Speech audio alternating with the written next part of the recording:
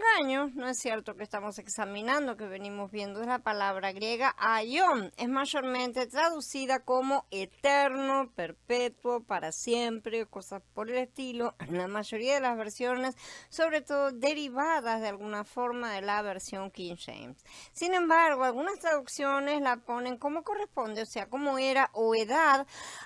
Inclusive algunas lo transliteran como eón, ¿sí? Como ya vimos con referencia a Efesios 3:11. En la historia de las opiniones sobre la doctrina bíblica de la retribución de Edward Becher, el autor señala que la Septuaginta es la traducción griega del Tanaj y fue las escrituras de la congregación temprana. La palabra aion se produce en ella unas 400 veces en todas las variedades de combinaciones.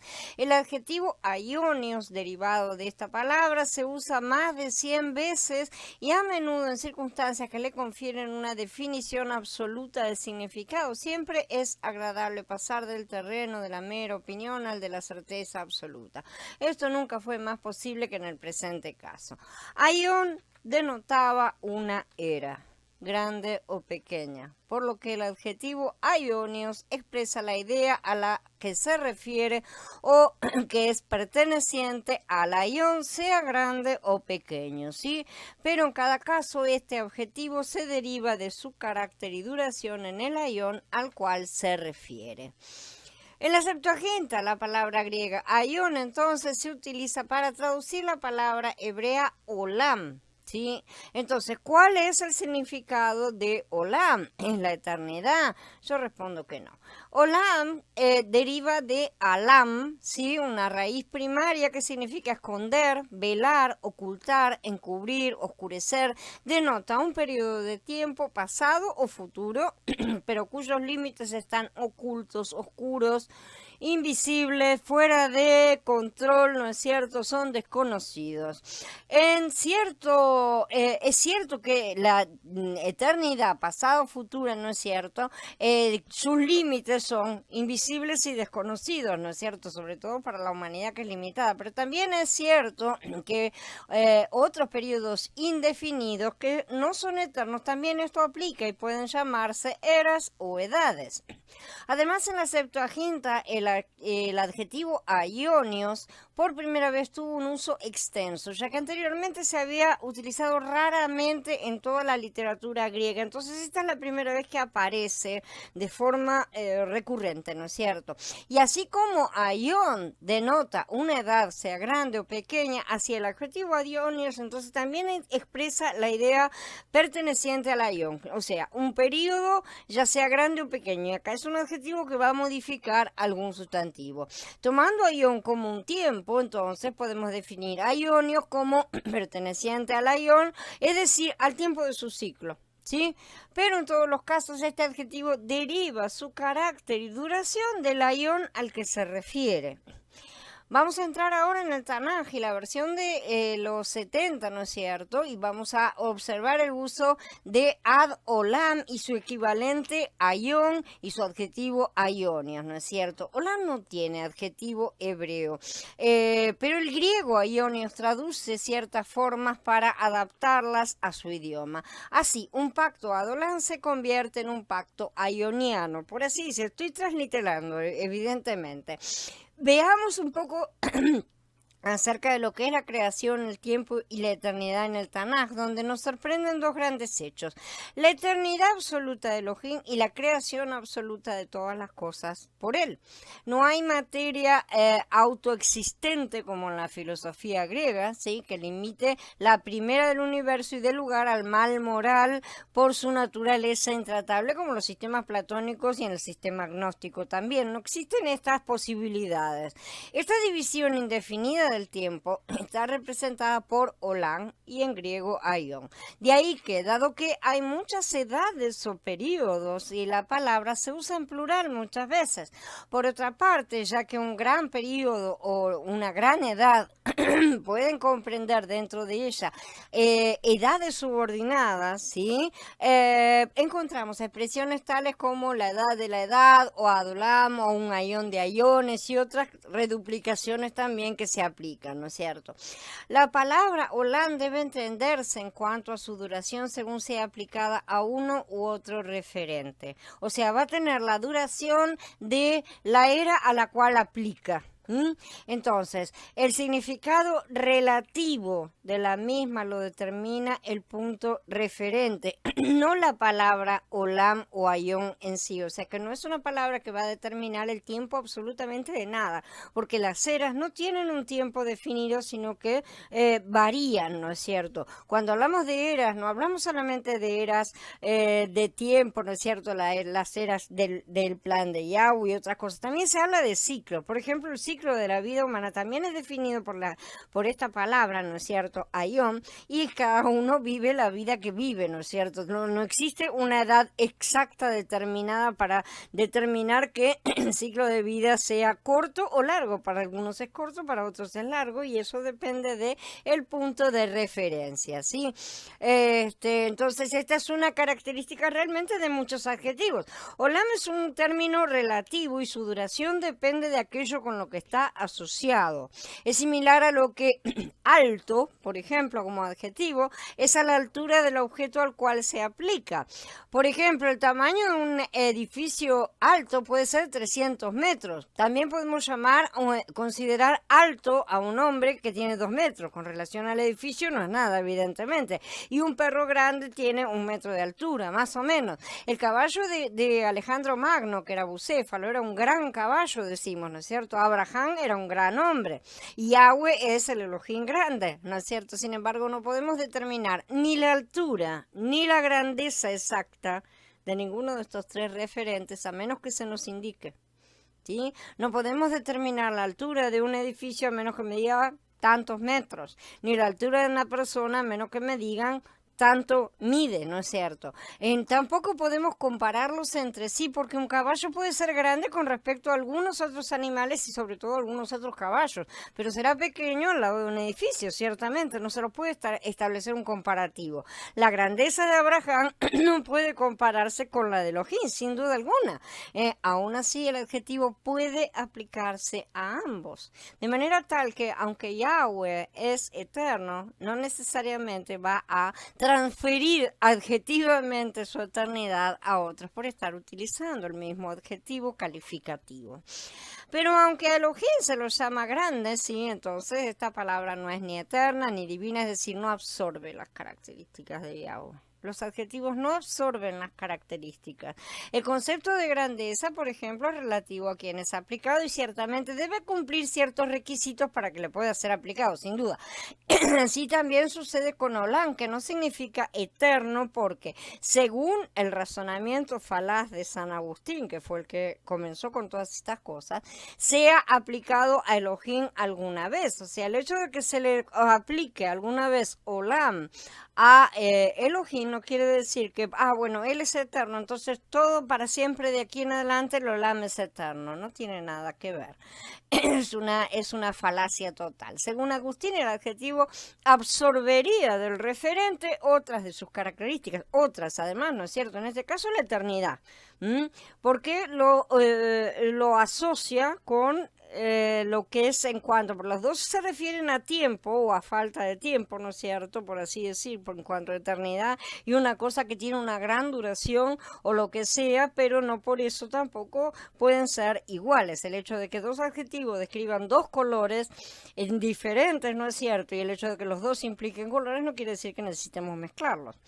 Entonces, dice Matías 25:46, irán estos al castigo eterno, que es Colasin Aionion, y los justos a la vida eterna, Zoen Aionion. Entonces, Agustín levantó el argumento de que ya que Aionion se refiere tanto a la vida y al castigo, acá está aplicado el mismo adjetivo a el castigo, ¿no es cierto? Tenemos castigo, aionion, y zoen, o sea, vida, aionion. Está aplicándose los dos ahí, entonces tenía que llevar la misma duración en ambos casos, según él. Sin embargo, no tuvo en cuenta que la duración de aionion está determinada por el sujeto al que se refiere. justamente. Por ejemplo, cuando Aionios se aplica a la duración de la trampa de Yoná en el pez, se limitó a 3 días.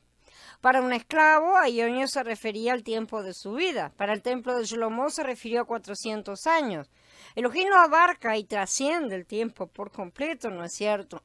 Porque él no puede catalogarse dentro de los términos temporales. Sí, como ya dijimos, no es además el sustantivo el que contagia o califica al adjetivo, sino al revés, justamente, de manera que aunque Elohim sea, por ejemplo, tan grande que en verdad no tiene medida, no transforma el adjetivo grande en inconmensurable cuando es aplicado a los demás.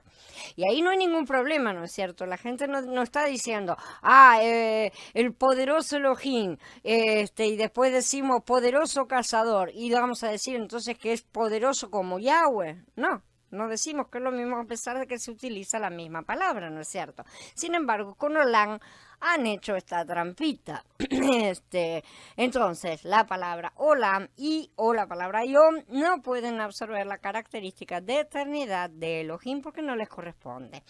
Aquí hay algo que debería quedar claro para cualquier hombre honesto e inteligente. Una palabra que se usa para significar en un caso 3 días y 3 noches, en otro caso para significar la vida de un hombre, en otro caso para significar un periodo de aproximadamente 4 siglos, como acabo de citar en 3 ejemplos diferentes, es imposible que signifique interminable o eterno, ¿sí? E inclusive que se pretendan que signifique cualquier periodo definido, el uso que determina siempre el significado.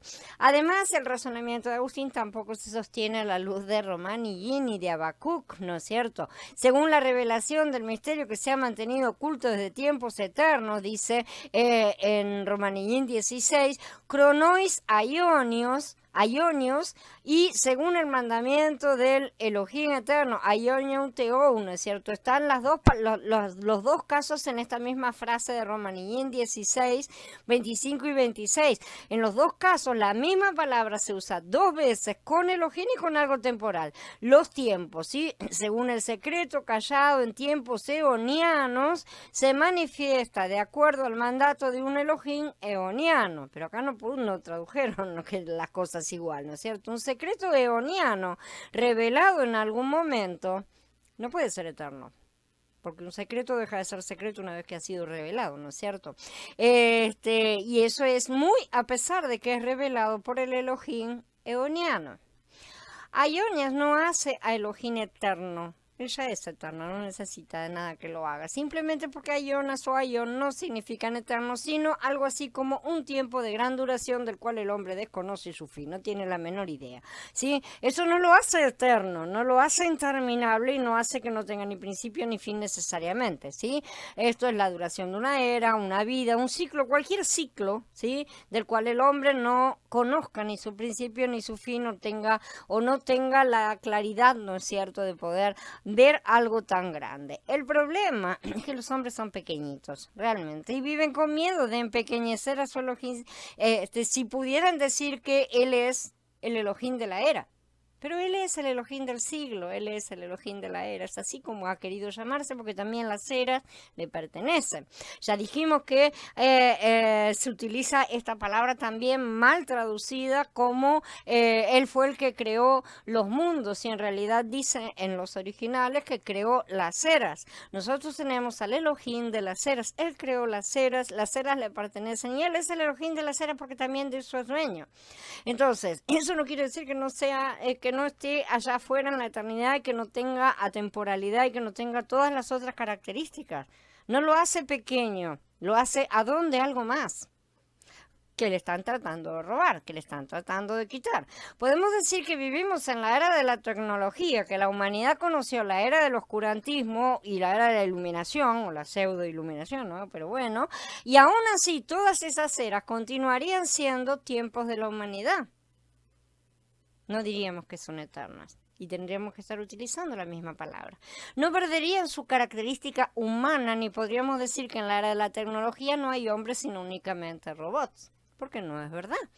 Solo porque es la era de la tecnología, de repente no puede perder sus características intrínsecas de lo que es esa era de la tecnología. Es una tecnología fabricada por hombres, no una tecnología que se fabrica a sí misma. De esta manera, cuando se aplica Elohim, la idea de eternidad se deriva de él y no de cualquier otra palabra. O sea, él es eterno. No importa el adjetivo que le pongas al lado. Elohim grande también es eterno. No le quita el hecho de que él es eterno. No hay nada que le quite o que le agregue a Elohim. En realidad, ninguno de los casos, ¿no es cierto? Ninguna cosa. Sin embargo, tampoco es al revés la cuestión. Él no contagia a nadie de su eternidad. Así que, otro ejemplo, por ejemplo, es el sacerdocio arónico. Según la mayoría de las versiones, y sí, señores, esto incluye inevitablemente las mesiánicas que buscan reivindicar un viejo orden en vez de entrar en el nuevo. Aarón y sus hijos fueron ungidos como sacerdotes para siempre. Dice en Shemot 40, esta unción de ellos les servirá de sacerdocio perpetuo, traduce, Olam, ¿sí? A través de los siglos, que es Le Dorotam. Sin embargo, leemos que el sacerdocio arónico se cambia al de Melquisedec. En Ibrim 7, en la Biblia amplificada, que es la que suma todas las versiones, ¿no es cierto? Y amplifica todas las traducciones, dice, ahora bien, si la perfección hubiera sido alcanzada por el sacerdocio levítico, porque bajo él se dio la ley al pueblo, ¿por qué era necesario además que surgiera otra clase diferente de sacerdote, uno según el orden de Melquisedec, en lugar de uno designado después del orden de Aarón? Porque cuando hay un cambio en el sacerdocio, también hay necesidad de una alteración de la ley concerniente al sacerdocio, porque es obvio que nuestro Adón surgió de la tribu de Judá, y Moshe no mencionó nada acerca de los sacerdotes en relación con esa tribu. Por lo tanto, una regulación y un mandato físico previo se cancela debido a su debilidad, ineficacia e inutilidad, ¿no es cierto? Entonces acá tenemos una cosa que dentro de las mismas escrituras era perpetua y caramba, dejó de ser perpetua, ¿no es cierto? Ha sido reemplazada. Esto es increíble, ¿no es cierto? El sacerdocio que fue ordenado para siempre ha sido cancelado. No ha sido ordenado para siempre y por lo tanto puede ser cancelado. No habría ninguna contradicción si la declaración de Shemot se tradujera como debe ser realmente. Esta unción de ellos les servirá de sacerdocio durante la era, a través de sus generaciones.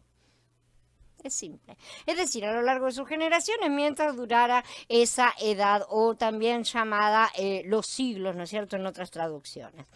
Además, Vayikra 24:8 declara que el pacto dado a Israel era un pacto eterno también, ¿no es cierto? Sin embargo, era condicional. Un pacto condicional no puede ser jamás eterno, sobre todo en las condiciones humanas en las cuales estamos, ¿no es cierto? Y se basaba en la obediencia de Israel como está declarado. En Shemot 19 dice, ahora pues si ustedes me obedecen fielmente, si tenemos una partícula que dice, sí, esto es una condición, si ustedes me obedecen fielmente y cumplen mi alianza, ustedes serán un tesoro para mí entre todos los pueblos. Entonces no puede declararse eterno algo que está condicionado. Es tan simple como que es una contradicción, ¿sí? Simplemente sabiendo que una de las partes es la humanidad, es imposible que nadie avale su perpetuidad, es imposible. Ninguna agencia les habría vendido un seguro contra terceros, ¿sí? El escritor del libro de Ibrim declara más, porque si la primera alianza hubiera sido sin defecto, no se habría dado lugar para una segunda, porque él le encuentra falta cuando dice, miren, vienen días, dice Yahweh, en que concertaré con la casa de Israel y con la casa de Judá una nueva alianza. Al hablar de una nueva, da por anticuada la primera, y lo que se hace anticuado ha envejecido y está a punto de desaparecer. ¿Se dieron cuenta? El pacto eterno ha sido abolido.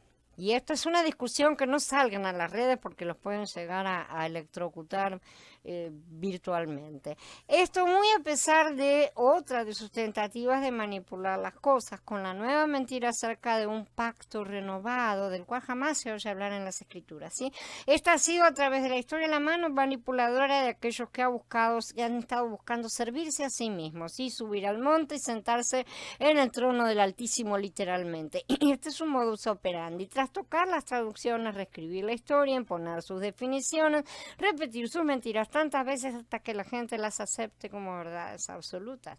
No existe ningún pacto renovado. Las escrituras hablan de un nuevo pacto, literalmente y en todas partes. Inclusive es rarísimo que lo vayan a encontrar en las traducciones, pero algunas lo traducen realmente como pacto renovado, lo cual está equivocado. Ahora, volviendo a la escritura de Ibrim, tenemos luz adicional sobre el tema. Entonces vendrá el fin cuando haya entregado el reino a Elohim, el Padre, cuando haya suprimido todo dominio, toda autoridad y poder, porque es necesario que reine hasta que haya puesto a todos los enemigos debajo de sus pies, que reine hasta. Y cuando todas las cosas le estén sujetas, entonces se sujetará también el Hijo al que le sujetó a él todas las cosas, para que Elohim sea todo en todos. El reino del Hijo tendrá una conclusión en la dispensación de las eras. ¿Sí? En algún tiempo remoto, al finalizar la semana de milenios, o sea, en el jubileo, el Hijo entrega el reino al Padre. Y el reino continúa ya no en la regla de la filiación, sino en la regla de la paternidad, para que Elohim ya no sea ya conocido en y por el Hijo y los hijos, sino trascendentalmente, o sea, como todo en todos. Que es una cosa que va más allá de este simple estado en el cual estamos, ¿sí? Así que... Hermanos míos, ya es hora de dejar de hacernos los tontos y de seguir las ideas de hombrecitos mezquinos que buscan autoexaltarse, que trazan bien las palabras del error con las cuales se inducen y convencen a la carne de que sus doctrinas humanas son válidas y espirituales sobre todo. Ya es hora de dejar de exaltarnos a nosotros mismos, a la humanidad, al hombre, por encima de Elohim, a nuestras imaginaciones ignorantes, por encima del conocimiento de Elohim. Ya es hora de inclinarnos en humilde sumisión a su palabra y cesar nuestras propias oraciones blasfemas e ignorantes, porque somos muy caraduras y ni siquiera nos damos cuenta. Gloria a Él que abre y muestra las cosas. Ya es hora de que mucha gente controle el movimiento de la lengua y escuche un poco, para variar, si quién sabe acaso sea posible que finalmente aprendan algo de lo cual valga la pena hablar, porque yo creo que de estas cosas realmente va a valer mucho la pena hablar y llevar este mensaje a muchos. La palabra hebrea olam y su equivalente griego ayom significan un tiempo limitado, una edad, y su plural significa tiempos limitados, o sea, da la característica de tiempo limitado a lo que sea, ¿sí? O sea, normalmente puede ser traducido como eras o edades. No nos interesan los argumentos de eruditos que se basan únicamente en la cantidad de personas que repiten una mentira. Eso no puede ser válido para nosotros. Si tenemos al Ruach, Él nos guiará a toda la verdad. Nadie que esté cuerdo y sea razonable puede sostener lo contrario de estas cosas, porque no tiene ningún sentido y está oponiéndose a sí mismo. Hacerlos contradecir todos los hechos conocidos y contradecir la propia palabra de Elohim, además, que tiene todo su sentido si lo miramos desde el otro ángulo. Eso es precisamente de lo que todas las personas de la condenación eterna, ¿no es cierto?, son culpables. Elohim tenga misericordia de ellos, porque es necesario que vengan tropiezos, pero ay de aquel hombre por quien viene el tropiezo, dice Matías en el capítulo 18.